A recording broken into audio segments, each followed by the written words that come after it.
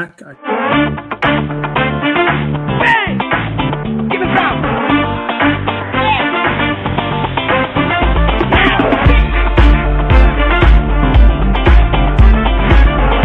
Welcome to Don't Everybody Leave. Say howdy to Mac King.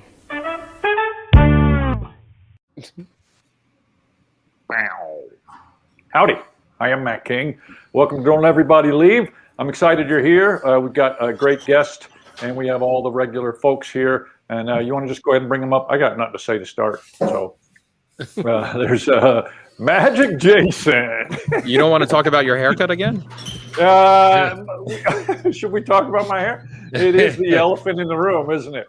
Because it's great. Vinny Grosso, Jax, Nick Diffatte, and Michael Goudeau, or we, as we like to say, Goudeau. G'day. Mate. G'day. For the Australians watching. So thanks for coming in, everybody. Thanks for watching, everybody else. And I'm excited. We got Magic Dave coming up to talk to Magic Jason. But before we bring out our guest, usually we start, as if you've been watching this show for the however many episodes we've done so far, we start every show by who died since the last time we got together. And I didn't have anybody, but I understand, Jacob, you got something on that front. Yeah, I have. This is a dead person who did not die recently, but his birthday is this week. So it could be any.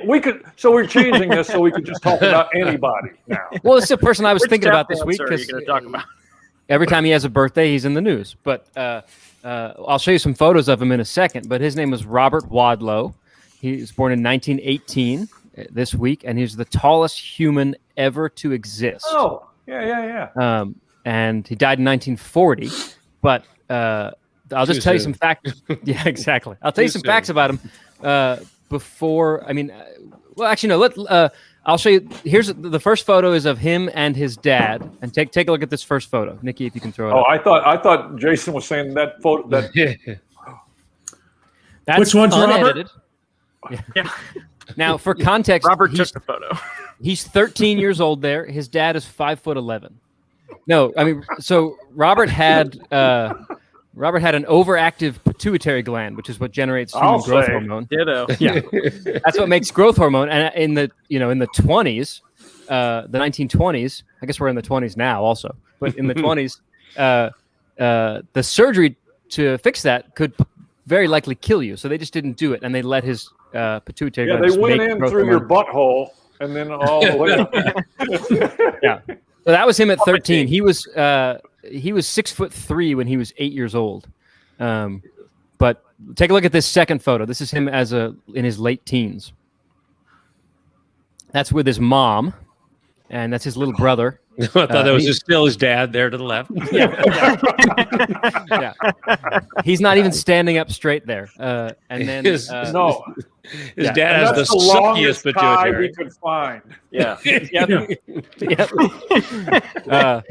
And then I have one last photo of him at his full height, standing upright. If you can show that, Nikki, that's him. It's him and his dad. He's 8'11.1 inches tall. If he had lived another year, he would have been 9 feet tall. Wow. Super cool guy. He would really try to hold out for 9. Yeah. He was apparently a lovely guy. He did a lot of advertisements for the companies that made his clothing for him. People didn't treat him particularly well when they saw him on the street because it was a long time ago and people were amazed to see him. But my favorite Robert Wadlow thing, which I don't have for us, but I can describe to you, is an ad he did for the company that made his shoes. And in it, he said, "Hi, my name is Robert Wadlow.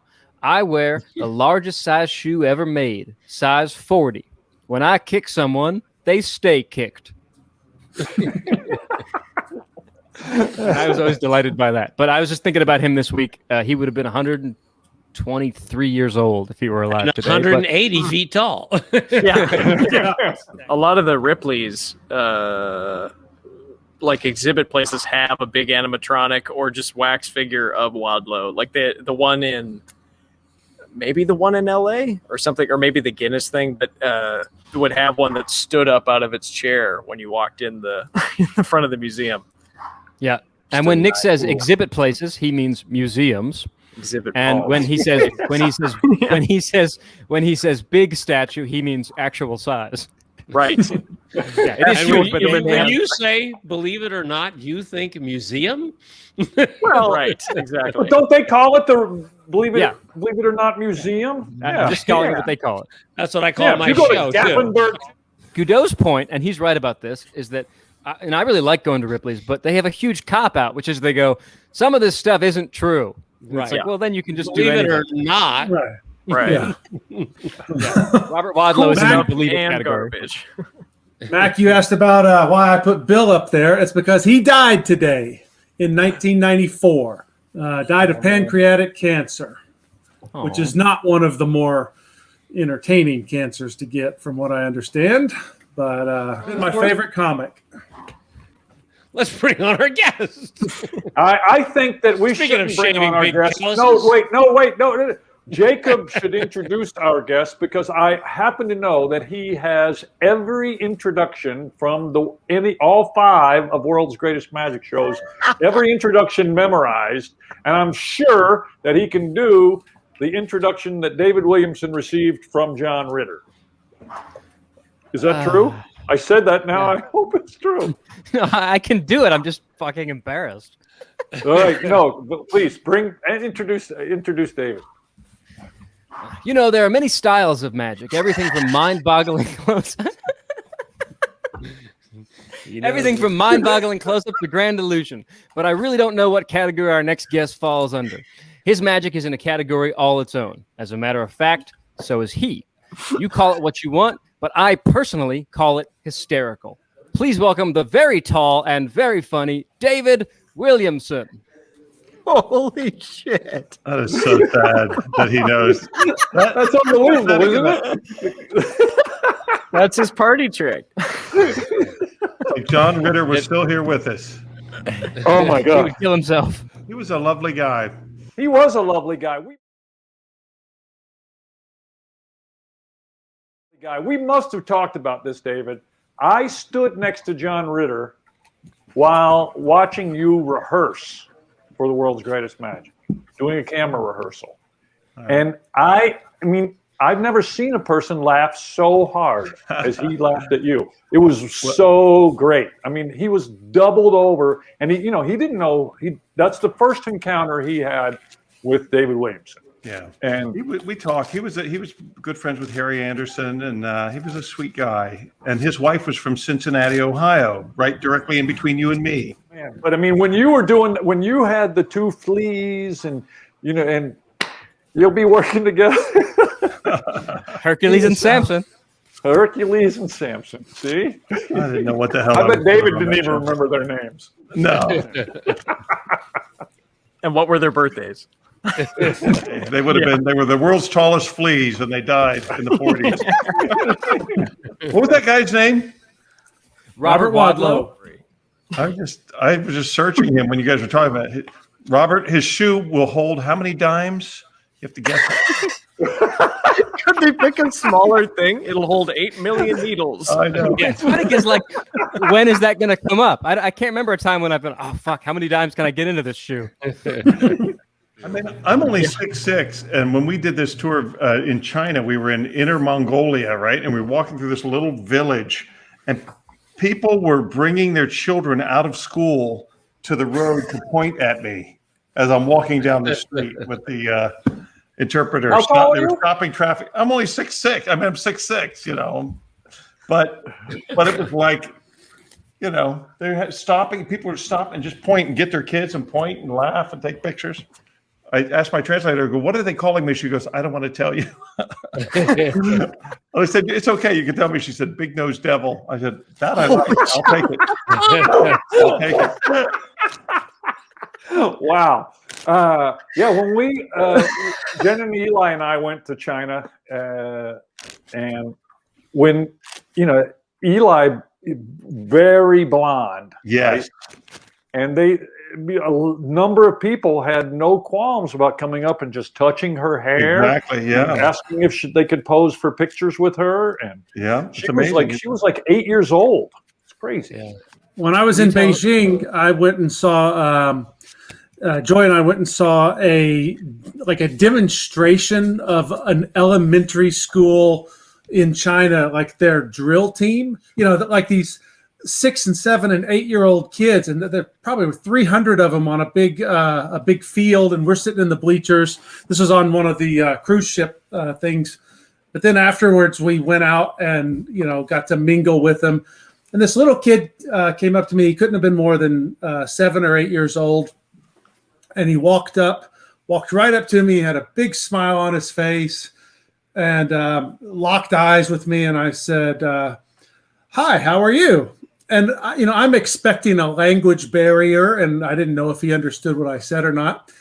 And in perfect English, this 8-year-old Chinese boy said, "You're very fat." Oh, We I have was that on just like, chips too. well, thank you.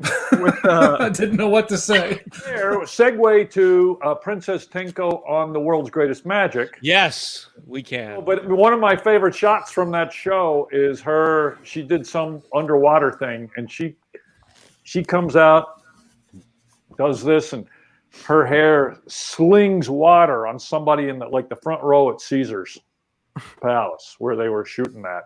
And that person is just, you have to watch it. You don't catch it the first time you watch it, but I mean, it's really horrible, their reaction.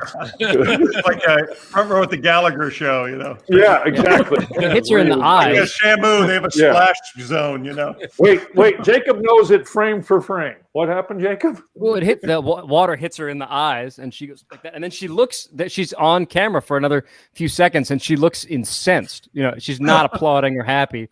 And the best part is, recently, the World's Greatest Magic shows went up in dubbed into Spanish, and even though that lady wasn't mic'd, whoever was dubbing it into Spanish thought that lady needed a voice, so they put in a voice.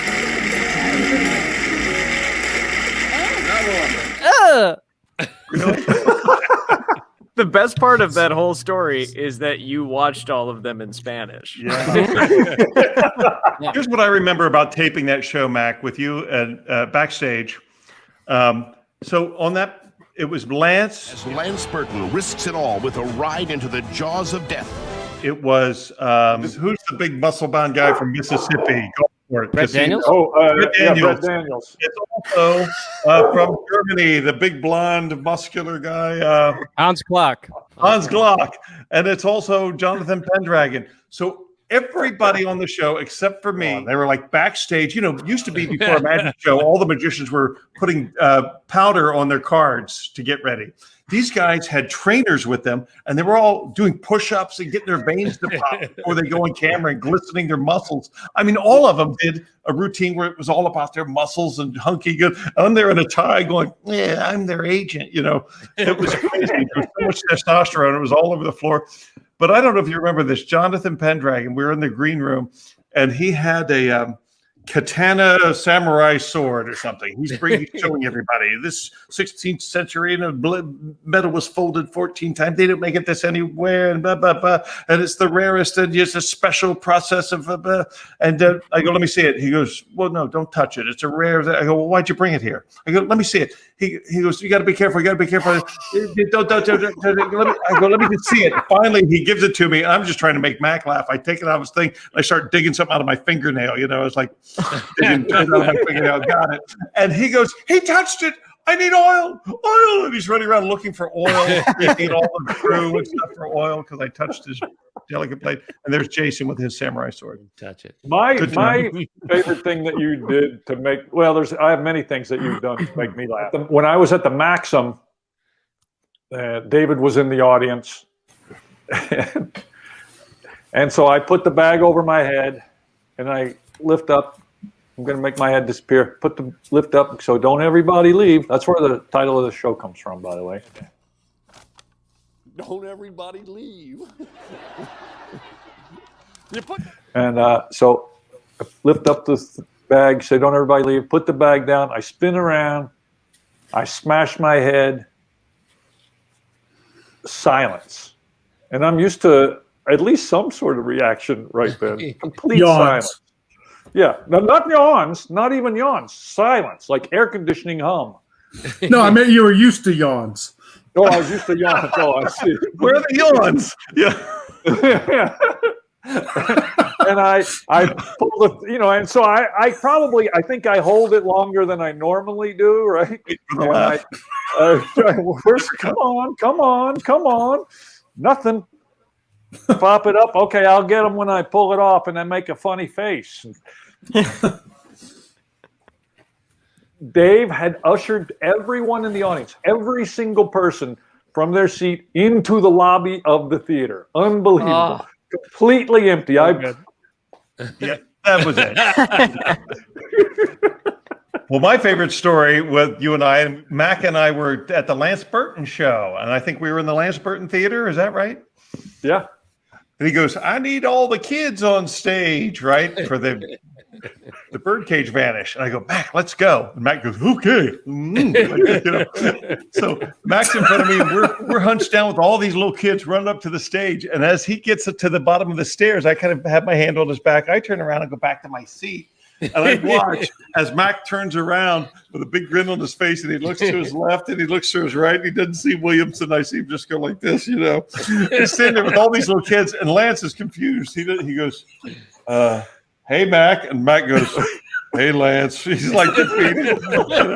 Now what does he do? So he starts walking back to his seat, and Lance, being the gentleman he is, goes, Mac King, ladies and gentlemen. And one guy in the back goes, like this, and I was on the floor coughing my guts out, laughing so hard. One of the funniest. That one guy going out of a full house as Mac takes the walk of shame. Perfect. Great moment in Magic. Oh, that was so beautiful. And then it was. And my actual favorite though, and I bet you remember this, is the we're having lunch in Alexandria, Virginia, where you were living at the time, and the waiter comes over and starts to show us a magic trick. Something with a match, right? Didn't he do like a paddle move with a match, a little something? Yeah. Hey guys, he was trying to hustle. Well, first of all, we were walking down the street, minding our own business, and this guy's standing at this empty kind of cafe, no customers. He goes, "Hey guys, I got a couple schooners with your name on it." He was a real hustler, He's like a college-age guy, and we go, all right, let's go in and have a beer. So we each have a beer, and then we order a sandwich, and then he comes over and he starts doing tricks for us, right? And he does the trick, and Mac is kicking me under the table, and then he pulls out. He goes, I go, wow, what is that? A magic trick? You're pretty good at that. And he takes out a deck of bridge-sized Fox Lake cards, And I was like, this guy just doesn't deserve to live, And he shows us some crummy card trick, I remember. And Mac is kicking me under the table for some. I was like, all right, I'll do the. And this is when I used to do this all the time, where they pick a card, they put it back, and I control it to the top. But I was shuffling the cards like this. I go, I think Matt goes, you know a magic trick. You used to know a magic trick, don't you, Dave? Just hanging on. Yeah, Mac, I know magic tricks. I was like, let me fan the cards out. Take anyone you want. It was just like a couple of rubes, and he puts it back. I control it. Jumps. I go, if your card jumps out of the deck, we get 2 free beers. Is that right? And I let him see the card. And he goes, sure. And then I I change it. I go, thank you very much. And I show him, and he was like this, Let me get my manager. And then the manager came over. No, he was happy to give us the beers. Yeah, well, that's what I'm saying. He goes, oh, you got me. And then he had his manager come over. Yeah, come do that for my manager. Brought his manager over, and the manager didn't know that we got the beers for free. So I did the same trick for him for the sandwiches. And of course, he fell for it, And then as soon as the card changed, this is what the beautiful part. We had no communication. We didn't plan this out. Mac and I both just instinctively stood up at that point, like, let's get the hell out of here. We don't have to pay for anything. We stood up. We bow, and then we just walked out like 2 elegant con men around. We were just walking down the street side by side, and then we were like, couldn't believe what we. There's one thing that tells me that this story is not true, and that is the fact that you said sandwiches. I have been out to eat with you every day for 6 weeks straight, and never seen you eat anything but pizza. That was in Athens. That was in Athens. We were They didn't have sandwiches there. Okay. They do have sandwiches, Dave. They're just round. We had the greatest gig in the world. We had a buffet breakfast at this hotel every morning. And then we strolled up on the hill. Beautiful neighborhoods. It's up on this hill, and we're sitting eating this buffet breakfast at this beautiful hotel that someone else is paying for.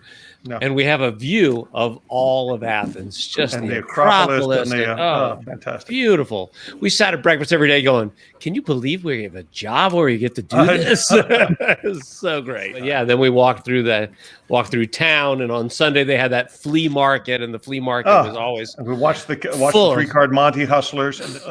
We could talk all day about all the fun we had in Athens. It was so great. An amazing day. Work at Illusions Restaurant in Indianapolis, which was about a 90-minute drive from me in Dayton, Ohio. So I used to go over there on weekends and hang out and sometimes perform with the guys over at Illusions. And it was a young 20-year-old Chris Kenner and Mike Close, and it was fun. And Kalush would come down from Detroit. Back then, Kalush was a real dandy. He drove a sports car and wore silk suits, and he was like, expensive Rolex watches. He was a hustler and a salesman. He wasn't the hermit academic we think of today. He was a real flashy guy. But he was like, and my mom came to watch me perform. I was performing there. So my mom drove over from Dayton, and we were having dinner in the restaurant. And I said, Mom, see that guy over there in the nice suit? Because Bill was very charming, very handsome. And she goes, oh, yes. And I said, he's going to come over and do a card trick for us later. When I tap your foot with my foot, just look him in the eye and say, nice pass. That's all I want you to do. Why? I go, just don't ask why. Just do it, Mom.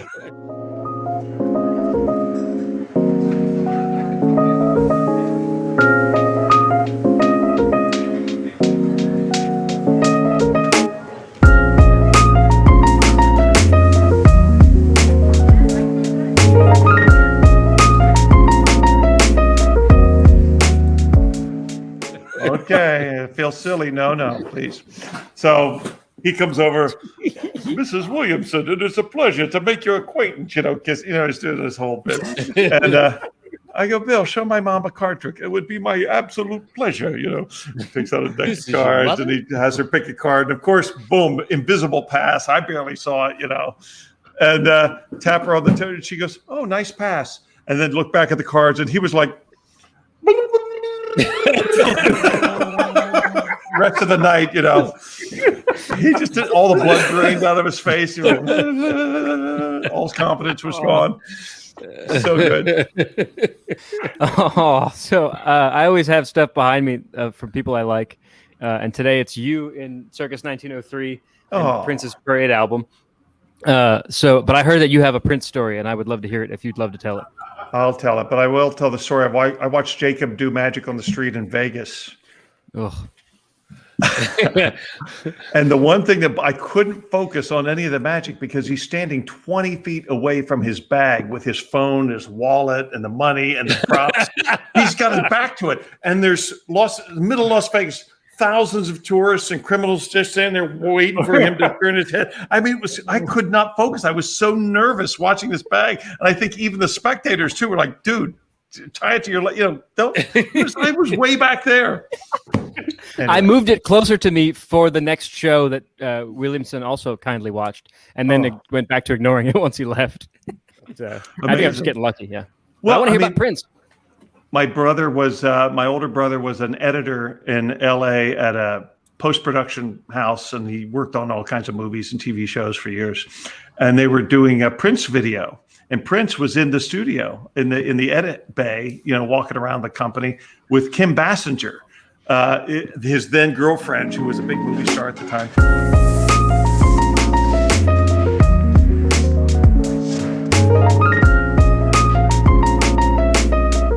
And my brother Bob stuck his head into one of the editing bays where his buddy was at the editing bay. He goes, "Hey, Roger, did you hear that Prince was in Bay 12 getting a knob job from Kim Basinger?" And his buddy was on the console going like this.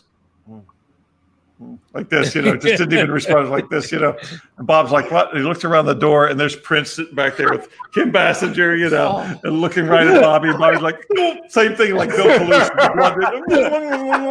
And he ran, and he hid in the machine closet where they have all the machines. It was like there was this much room for a human being.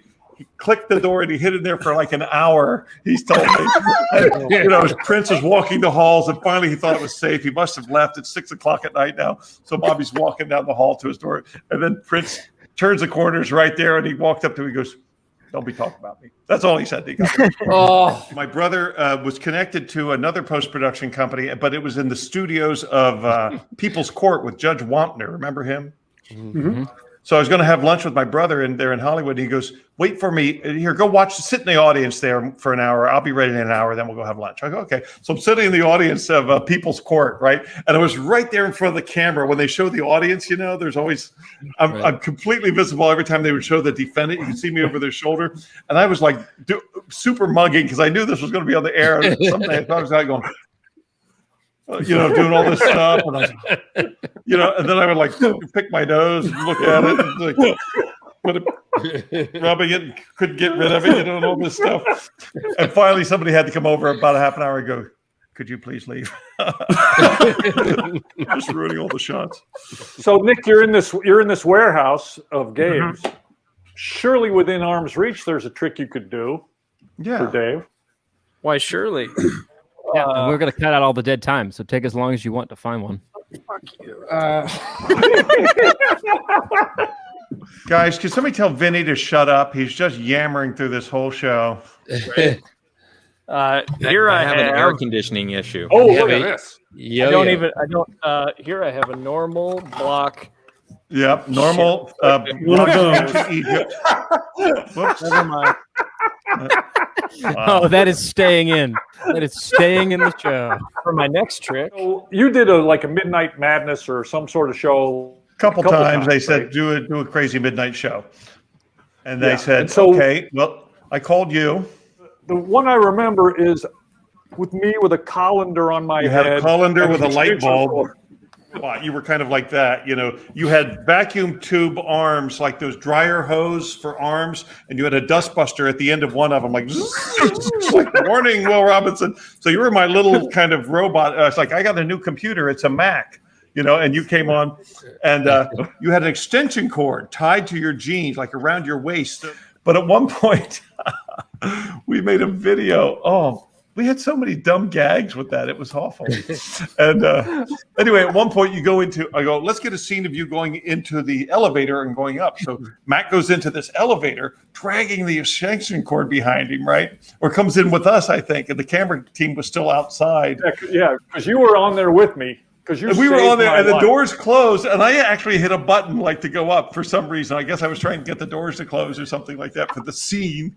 But we didn't realize this extension cord was out in the hallway still, and you're inside with it tied around your waist. We start going up, and we see this extension cord that's piled around your feet start going like on a boat, like reeling out as we're racing through the building.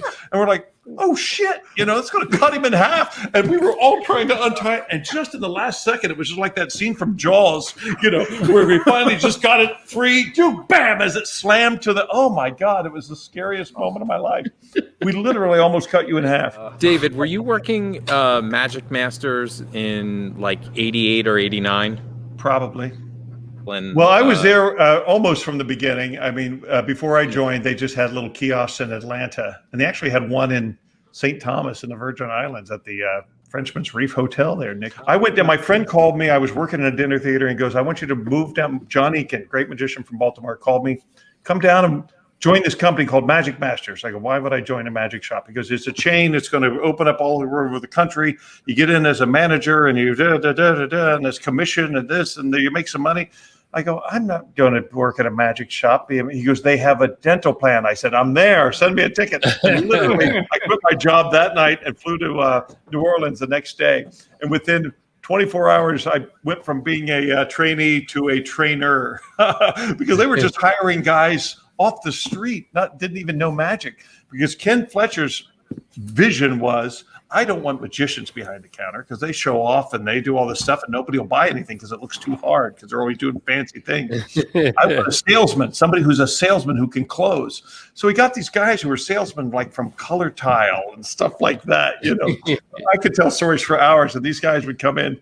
And basically what happened was some of these Color Tile guys learned the 5 tricks that we sell: rising cards, linking rings, Rockies, silk vanish, pencil through quarter, or cigarette through quarter.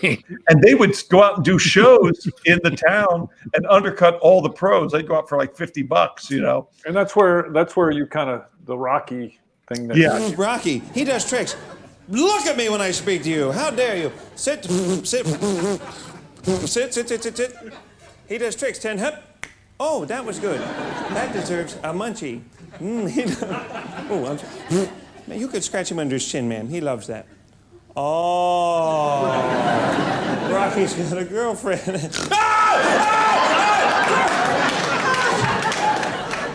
Jeff Justice. Do you remember Jeff Justice? Yeah, of course. Yeah. So I bought a raccoon off when I was like 15. I used to run around with Jeff Justice back in those days, and I could never do it. Nobody did it.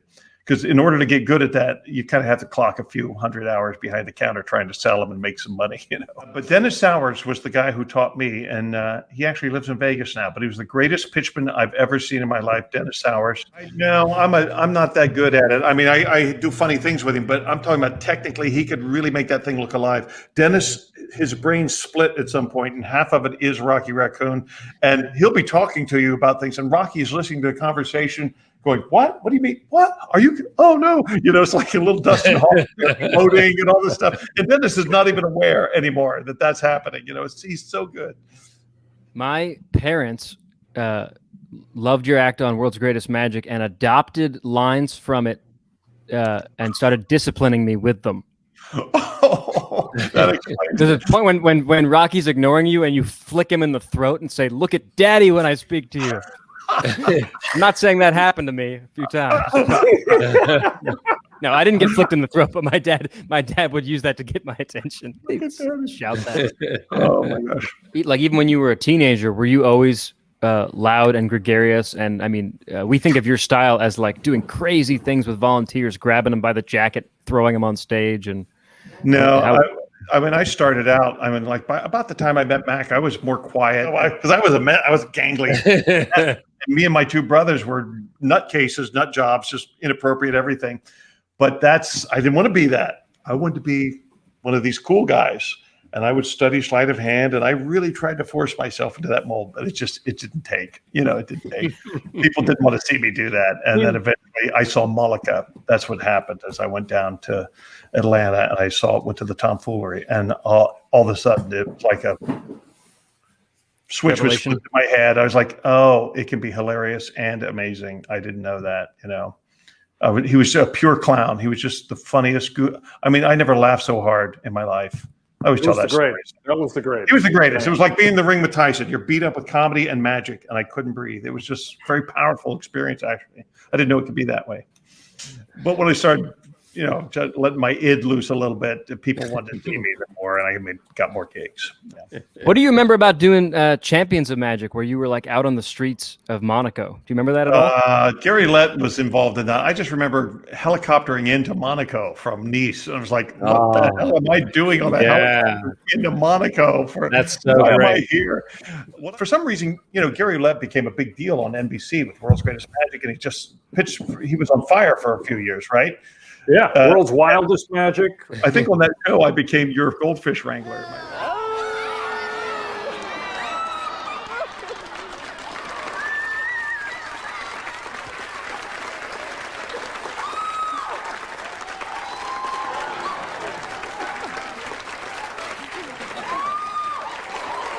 I'm Matt King. Night, night, folks.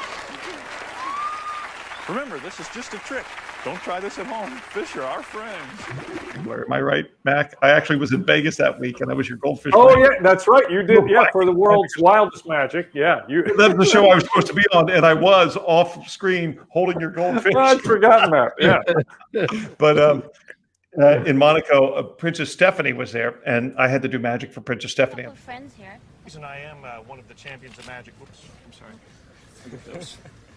Champions of Magic. I'm sitting at the table with her trying to get her to laugh, and she just keeps going like this. The whole thing. They go cut, and then I was between takes. I was goofing off and making fun of Luis D'Amatos, who was at the table, and she was going, ha ha, laughing. I go, why weren't you laughing there? She goes, oh yeah, when I laugh, I have crow's feet, so I was trying really hard not to laugh during your trick. So,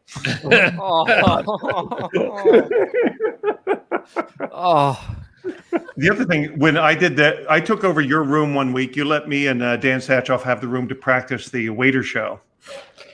And every day, different people came to give us notes. Jason came, and Derek Delgado drove up from L.A., and it was great. It was like graduate school for an act. You know, everybody gave us notes after every show. But we had a very nice time. And Jason was laughing his ass off because at one point, we burned a guy's phone, and I have the guy take the waiter's oath. I promise I will. And I kept saying, get your hand up. I promise, the guy from the audience, get your hand up. I kept going, put it up there. He kept lowering it. I thought it'd be funny to just keep doing that as a callback, and I keep running gag. And Jason was crying after the show. He goes, why were you doing that to that guy's withered arm? And I go, what? The guy had like one of these withered little arms. I kept like a chicken bone, like one of these things. I had no idea. He had a normal sized hand. I didn't realize that. I kept writing it up, and Jason was beside himself. Oh my God. I think that is universally true. I believe each of us has had as horrifying an experience. We've all done some version of that. I had no idea. Yeah. Worse versions that I'm not going to tell. David, don't you have a little version of Whit Hayden's performing for a blind child story? That's such a sweet story. Whit put in his lecture notes, and he told me it once, and he well, tell what the regular story is for those of us.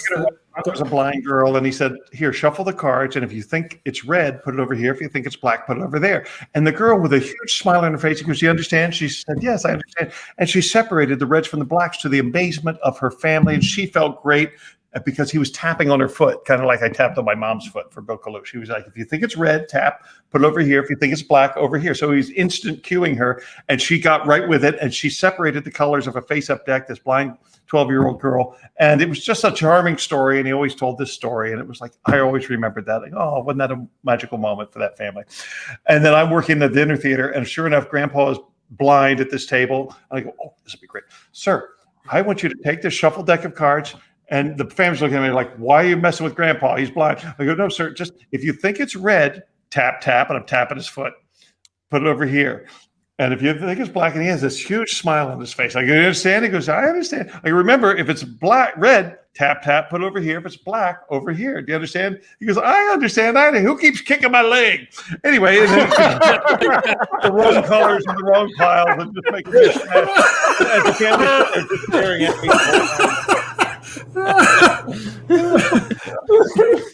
There was no alpha. We can't top that. Well, I think that should we should go out with that story. That's a good high to go out on, yeah. Yeah, that's a really good high to go out on. Life-affirming stories. Yeah, one of those life-affirming stories to carry you on to next week when you tune back in for Don't Everybody Leave. Hey, really, Dave, thanks for being on. It's great. Thanks everybody for watching. You can't tell me. I can't tell you how much this means to me. I used to come to when I was with Circus 1903 in Vegas. It was this group of guys at Max every weekend playing croquet, laughing a lot, having great times. It's so good to see all of you. Yeah, you played croquet with us once. That's couple why times. we're doing it. Couple times. Yeah. Well, hopefully we'll be doing that again soon. We want to do this stupid show to get together. But I miss all of you guys. So seriously, thanks to you, Dave, Jacob, Nick, Vinny, Goudeau, and Nikki and Steven for all the tech stuff. And as we go out, we're going out as we do every week with a little quote from George Clinton. With the rhythm it takes to dance to what we have to live through, you can dance underwater and not get wet. Psycho, Alpha, Disco, Beta, Bio, Aqua, Loop. See you next week.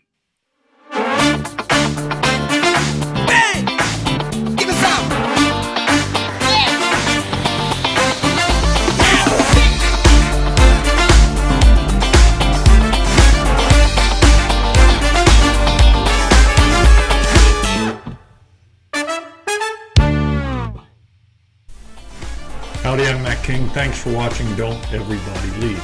If you don't subscribe and hit that bell to get notifications, I'm going to play these damn bongos.